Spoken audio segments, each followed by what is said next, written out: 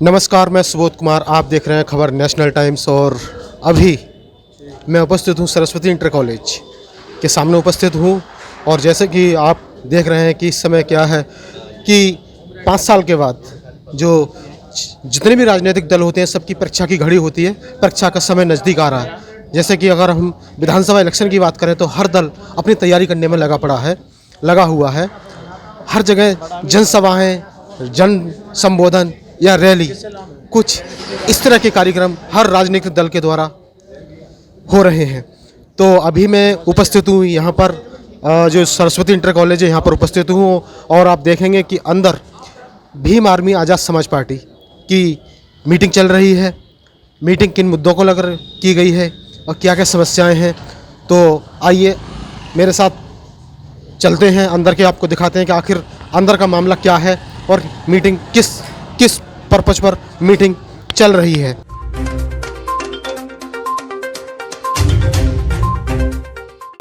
जैसे कि अभी मैंने आपको बताया था कि आज आज़ाद समाज पार्टी, भीम आर्मी आज़ाद समाज पार्टी की मीटिंग यहाँ पर शुरू की गई हुई थी। तो क्या है इस मीटिंग के अंदर और क्या हुआ था, ये सारा अभी मामला क्या था पूरा, तो अभी बातचीत करते हैं। जो पार्टी के पदाधिकारी हैं, संगठन के पदाधिकारी हैं, सभी उनसे बातचीत करते हैं। तो मैं मुकेश जी से बात करता हूँ।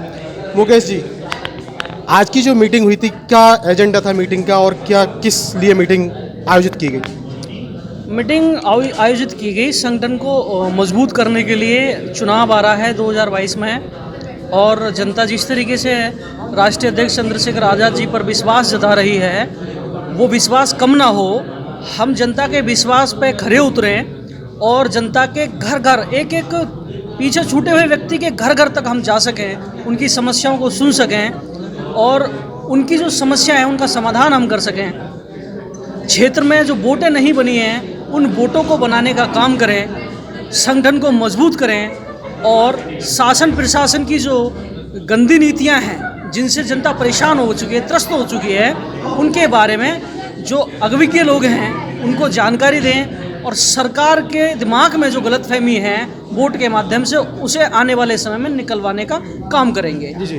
जैसे अभी हम जब मीटिंग चल रही थी तो बताया गया था कि एक तो पुलिस से संबंधित समस्या बताई गई थी, लेकिन समस्याएं जैसे बहुत सारी समस्याएं होती हैं। अगर मैं क्षेत्र की बात करूं तो समस्याएं जैसे कि बाढ़ की समस्या हो गई, तो क्या इस तरह की समस्या का भी मतलब समाधान आपके जो पदाधिकारी हैं या फिर संगठन स्तर से की जाएगी? मैं बता दूं आपको, इस मीटिंग का जो उद्देश्य था वो यही था कि जो देखिए, लोग तो नए नहीं हैं, लोग तो समाज के ही हैं और समाज में बहुत सारे संगठन चल रहे हैं और हर व्यक्ति, मैं भी दूसरे संगठनों से आया हुआ व्यक्ति हूं। तो जब मैंने भी भीम आर्मी को ज्वाइन किया तो मेरी भी कुछ लोगों ने मेरे पीछे भी कुछ समस्याएं बढ़ाने की कोशिश की। तो मुझे लगता है जब मेरे साथ में ऐसा कर सकते हैं तो जो मैं जिन लोगों को पार्टी ज्वाइन करा रहा हूँ, मेरी वजह से जो पार्टी का विस्तार हो रहा है, वो उन नए लोगों को भी वही समस्याएं आ रही होंगी। तो हमारे कार्यकर्ता के साथ कोई दूसरी संगठन का या समाज का व्यक्ति उसका शोषण ना करे, उसे डराए ना, मुकदमे के नाम पर या संगठन के नाम पर ना डराए और कोई समस्या खड़ी ना हो जाए, तो उसके साथ मजबूती से जिला ही नहीं पूरा राष्ट्र का संगठन खड़ा है। एक छोटे से छोटे कार्यकर्ता के साथ पूरे राष्ट्र का संगठन उसके साथ खड़ा है, ये बताने के लिए भी कार्यकर्ताओं को ये मीटिंग बुलाई गई थी। जी। अब मुझे ये बताइए कि जैसे अभी आप इस संगठन में या आज़ाद समाज पार्टी की बात करूं तो एक जिला अध्यक्ष का पद संभाल रहे हैं, पूरी जिम्मेदारी आपके ऊपर है। तो आपने जैसे ज्वाइन किया था, आप काफ़ी समय से इसमें आपने बताया था कि मुझे जेल भी हुई थी और जहाँ पे आप तमाम हमेशा जो सामाजिक कार्य हैं या आंदोलन है उनमें रहे हैं, लेकिन क्या सोचकर ये पार्टी ज्वाइन की है कि जैसे कि आपकी स्पीच में ये भी कहा जाता है कि सन 2022 में चंद्रशेखर जी को बढ़ाना है या सरकार बनानी है, तो क्या लगता है आपको, क्या यूपी में 2022 में सरकार आएगी? क्या आएगी? देखिए, पार्टी अभी नहीं है। हाँ, मैं सरकार का दावा मैं नहीं कर रहा हूँ, बात समझना। सरकार का दावा तो जनता कराएगी जी। पहली बात। लेकिन मैं गाजियाबाद के लोगों से एक वादा जरूर करता हूँ और उनसे ये निवेदन भी करता हूँ। मैंने पार्टी से एक वादा किया है कि विधानसभा 56 की सीट आज़ाद समाज पार्टी को सबसे पहले जिताकर गाजियाबाद भेजेगा। और ये दावा जो मैंने किया है क्षेत्र की जनता की वजह से दिया है, क्योंकि क्षेत्र की जनता ने जो भरोसा जताया है आज़ाद समाज पार्टी काशीराम के ऊपर, भीम आर्मी के कार्यकर्ताओं पर, तो जनता के भरोसे से जनता के प्यार से मैंने उस चीज़ का अंदाज़ा लगाकर मैंने पार्टी को ये आश्वासन दिया है और मैंने कहा है कि माननीय राष्ट्रीय अध्यक्ष जी आप निश्चिंत रहें, गाजियाबाद की जो सदर विधानसभा है, क्योंकि उसका एक रीज़न हो रहा है, गाजियाबाद सदर पर 1.5 लाख SC वोटर है और गाजियाबाद सदर पर आज तक किसी भी SC कैंडिडेट को किसी भी पार्टी ने, चाहे वो SC की हो, OBC की हो या किसी की भी पार्टी है, उन पार्टियों ने आज तक किसी को टिकट नहीं दिया। आज़ाद समाज पार्टी काशीराम पहली पार्टी बनेगी जो 1.5 लाख वोटों की बात नहीं कर रही है, वो ये कह रही है कि जो लोग छूट चुके हैं पीछे उनको आगे आना चाहिए। यानी कि आज तक गाजियाबाद पर आपने देखा होगा कि हमेशा अपर कास्ट का ही विधायक रहा है और वो भी रहा है लाइन पार क्षेत्र का। विधानसभा तो पूरी लाइन पार के पार है, यानी कि विजयनगर क्षेत्र है, और विधायक रहता है लाइन परली तरफ का, कवि नगर का, नेहरू नगर का, राजनगर का। क्यों? ये लोग इंसान नहीं है क्या? इनमें नेतृत्व करने की क्षमता नहीं है क्या? वोट इनका, राज उनका, यानी कि गलत नीतियां हैं पार्टियों की। तो हम अपनी नीति को ये लोगों को बताना चाहते हैं कि हम जो बोलते हैं वही करते हैं। हम आपका प्रत्याशी आपके बीच में से देंगे और कोई करोड़पति अरबपति नहीं देंगे, वही व्यक्ति देंगे जिसका कान पकड़ कर आप रात में उठा के ले जाएंगे, चल भाई विधायक हमारा काम कर, वो विधायक देंगे हम आपको। ऐसा नहीं कि आप विधायक से मिलने गए, उसने कह दिया नहीं विधायक जी नहीं है, अब विधायक जी फॉर्च्यूनर लेकर निकल गए। ऐसा विधायक देंगे जो स्कूटी में आपके गली गलियों में घूमेगा, ऐसा विधायक देंगे आपको। लेकिन यही है कि जैसे कि अभी इलेक्शन के समय है, इलेक्शन आने वाला है, आप कह रहे हैं, लेकिन कैसे जनता कैसे विश्वास करेगी अगर इसको देखा जाए तो? देखिए, जनता को विश्वास है। कमाल की बात देख रहे हैं आप रिपोर्टर हैं, मीडिया बंधु, आप एक चीज़ को जानते हैं बहुत भली भांति कि पुलिस समस्या, जब कोई अत्याचार होता है तो पुलिस को फ़ोन नहीं किया जाता, भीम आर्मी के लोगों को किया जाता है। इसका मतलब जनता में ये विश्वास है, ये भरोसा है कि पुलिस बाद में आएगी और जो पीड़ित को न्याय न देकर जो दबंग है उसके साथ चंद पैसों में खड़ी हो जाएगी, लेकिन पीड़ित को न्याय दिलाने का काम अगर कोई करेगा तो भीम आर्मी के लोग करेंगे। इसका मतलब भरोसा है ना। मैं भूपेंद्र कुमार, भीम आर्मी जिलाध्यक्ष गाजियाबाद हूँ। आज की मीटिंग का हमारा एजेंडा था कि जो हमारे भीम आर्मी आज़ाद समाज पार्टी के कार्यकर्ता हैं, पदाधिकारी हैं, उन लोगों के साथ ज्वाइनिंग के समय और ज्वाइनिंग के बाद में कुछ दूसरे संगठनों के द्वारा, मैं किसी का नाम स्पेशली नहीं लेना चाहूँगा, लेकिन कुछ मनोवादी ताकतों के द्वारा उनको परेशान किया जाता है और उन लोगों को डराया धमकाया जाता है। तो आज की मीटिंग का हमारा मेन एजेंडा ये था कि हम अपने सभी कार्यकर्ता, समाज के साथियों को सुरक्षा प्रदान कैसे कराई जाए, उनका मनोबल कैसे बढ़ाया जाए और कैसे समाज हित में काम करना है, इन सब चीज़ों पर चर्चा के लिए आज की मीटिंग रखी गई थी। बहुत बहुत धन्यवाद। और अभी अब हमारे साथ कमल भाई जी हैं, क्योंकि कमल भाई जी आज मुझे बताइए कि जैसे कि आपकी जगह पर हमेशा आपका कहीं पर भी इंटरव्यू होता है, आप जब भी मुलाकात होती तो आपकी जगह पर हमेशा या तो BSP या फिर बहन जी, लेकिन आज क्या कारण है कि किस तरह से आना हुआ था? जो आज़ाद समाज पार्टी भीम आर्मी है, क्यों आना हुआ था, क्या रीज़न रहा? देखिए सुबोध भाई, सबसे पहले तो मैं न्यूज़ नेशनल टाइम का आपका धन्यवाद देता हूं कि अब जो भी सामाजिक मुद्दे हैं उस पर आप बेबाकी से अपनी बात को रखते हैं और हमारी बात को जनता तक पहुंचाते हैं। बहन जी हमारी आदर्श नेता हैं और उन्होंने समाज के लिए काम किया, मगर दिक्कत क्या है, आज़ाद समाज पार्टी का जो मैंने दामन थामा, आपने हमेशा देखा होगा कि मैंने बहुजन समाज पार्टी को भी अपने पैसे से उसमें काम किया, किसी विधायक से 5 पैसे नहीं लिए, कभी बस्ता उठाने की कोशिश नहीं की। उसमें लोगों का नीति रही है कि बस्ते ले लिए और बस्ते पे 1000 रुपये का कैंडिडेट एक व्यक्ति लगा दिया। तो कभी ऐसा काम मैंने समाज के लिए कोई ऐसा काम नहीं किया। जब मेरा जो मकसद रहा हमेशा मान सम्मान की लड़ाई, आपने देखा होगा जैसे भी मुद्दे रहे उन पर मैं मान सम्मान की लड़ाई लड़ता रहा। भाई चंद्रशेखर के साथ जाने का मेरा मेन मुद्दा रहा है कि मुझे मूक दर्शक नहीं बनना पड़ेगा वहाँ। सबसे पहली बात, मेरी ज़बान पे प्रोटोकॉल का ताला नहीं लगाया जाएगा, इसलिए मैंने आज़ाद समाज पार्टी का दामन थामा। आज़ाद समाज पार्टी में भाई चंद्रशेखर का इतना बड़ा दिल है कि वो भी आज बहन जी को आदर्श नेता मानते हैं। अगर बहन जी का कितना ही बड़ा तुर्रम खान नेता जो अपने आप को कहता होगा, अगर ये कह दे कि चंद्रशेखर बहुत अच्छा काम कर रहा है तो 2 सेकंड नहीं लगेंगी बहुजन समाज पार्टी से बाहर करने में। तो वहाँ क्या है, एक तानाशाही का शासन है और मैंने तानाशाही बर्दाश्त नहीं की है और ना कभी करूँगा। तो वहाँ भाई चंद्रशेखर के साथ मुझे अपनी बात बेबाकी से कहने का मौका मिला, इसलिए मैंने चंद्रशेखर भाई को तवज्जो देते हुए दिल में सम्मान रखते हुए आज़ाद समाज पार्टी का दामन थामा। मुझे एक चीज़ बताइए कि जैसे अभी आप ने कहा था, जो बात कर रहे थे कि कुछ लोग और भी बोलते रहते हैं कि चंद्रशेखर मतलब जो सतीश मिश्रा जी को लेकर के कि पार्टी में ऐसी कुछ भी समस्या है कि आपकी मतलब ऐसे कुछ लोग पार्टी को इसी वजह से मतलब छोड़ने का करते हैं कि नहीं जी आगे चल के ये होने वाला है सतीश मिश्रा को लेकर या ब्राह्मण को लेकर के, ऐसी कुछ है? देखिए सुबोध भाई, बहुजनों की लड़ाई लड़ने वाला व्यक्ति कलाया बांध के बहुजनों की लड़ाई तो लड़ेगा नहीं। जो बहुजन समाज पार्टी का उन्होंने अपना कहते हैं भाई हमारा करता धरता जो आगे वारिस जो है, जब वारिस कलाया बांध के डोलता है पूरे लोगों में, तो कैसे मुसलमानों की बात करेगा, कैसे दलितों की बात करेगा? तो बहुजनों का जो उत्थान करने वाला आदमी होगा, जो चंद्रशेखर इस बात को कह सकते हैं कि मुझे मंदिर नहीं चाहिए, मुझे यूनिवर्सिटी चाहिए। और मैं जब उनसे कहा कि आप पूजा करते हो, उन्होंने कहा भी मैं जब बहुजन नेताओं को मैंने सुन लिया, पढ़ लिया, उसके बाद मैंने पूजा पाठ बंद कर दिया। तो जो खुले तौर पे ये कह रहा कि भाई SC ST OBC इस देश में हिंदू है ही नहीं, वो मजबूती से बड़े बड़े चैनलों पे कहता है, और वही बात मैं समाज में कह रहा था। तो मुझे तो बहुत बड़ा एक जनाधार मिल गया अपनी बात मजबूती से कहने का, कि मैं अपना पूरा तामझाम उठा के लोगों को जागरूक कर रहा था। आज आज़ाद समाज पार्टी के जरिए से मेरी बात लोगों तक पहुंचेगी, और मैं बहुत अपने आप को भी धन्य समझता हूं कि भाई चंद्रशेखर की पार्टी में मुझे मौका मिला प्रवक्ता का।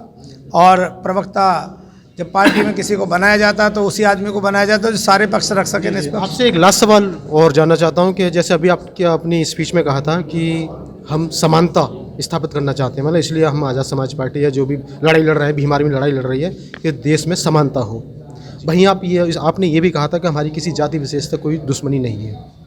इसका मतलब ये होता है कि जातिवाद खत्म भी नहीं करना चाहते और समानता लाना भी चाहते हैं। तो ये कैसा संभव है? मतलब जब जाति खत्म नहीं होगी तो समानता कैसा? देखिए मेरे सुबोध भाई जी, मैं आपको बताऊं कि हम जाति में विश्वास रखते ही नहीं।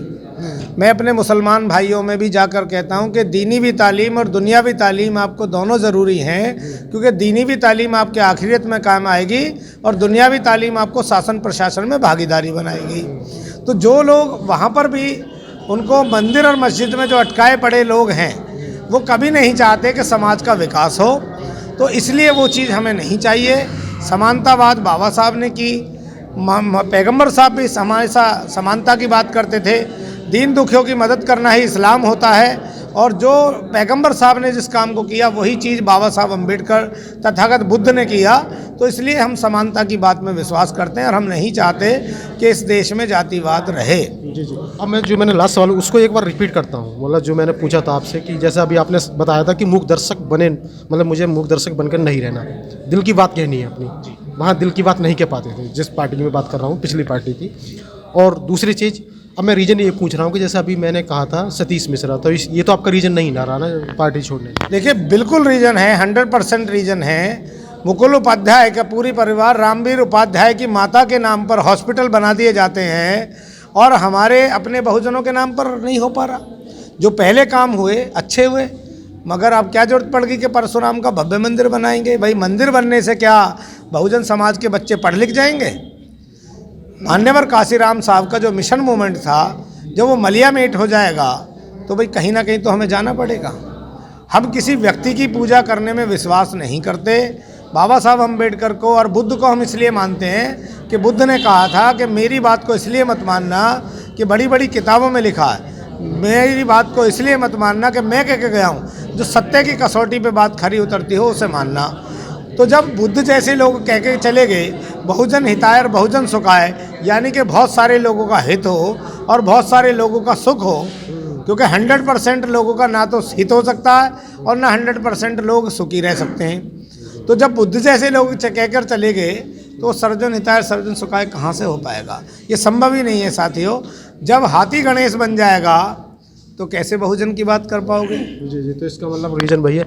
लेकिन अब ये है, क्या मैं अगर इस पार्टी की बात करूं क्योंकि नई गठित की गई है, तो अगर कल के लिए अगर इसमें भी ऐसा ही मतलब जैसे कि किसी ब्राह्मण को दावेदार बनाया जाए तो क्या फिर आप क्या करेंगे? मैं तुरंत पार्टी छोड़ दूंगा सुबोध भाई। गर्दन कटवानी पसंद करूंगा मगर गुलामी करनी पसंद नहीं करूंगा। क्रांतिकारी आदमी हूँ, क्रांतिकारी रहूंगा और मरते दम तक भी समाज की लड़ाई लड़ता रहूंगा, यही मेरा उद्देश्य है। और यहाँ मुझे श्योरिटी है कि ऐसा संभव ही नहीं है। शेख चिल्ली के सपने हम लोग नहीं देखते और हम लोग सत्य की कसौटी पे जहाँ बात खरी होती है वहाँ पर अपना करते हैं। देखिए, मैं एक इलेक्शन जो लड़ेंगे हम उस बेस पर लड़ेंगे कि हमारी छवि क्या है, हमने अपनी छवि क्या बनाई है, इस ग्राउंड पे हमने क्या काम किया है।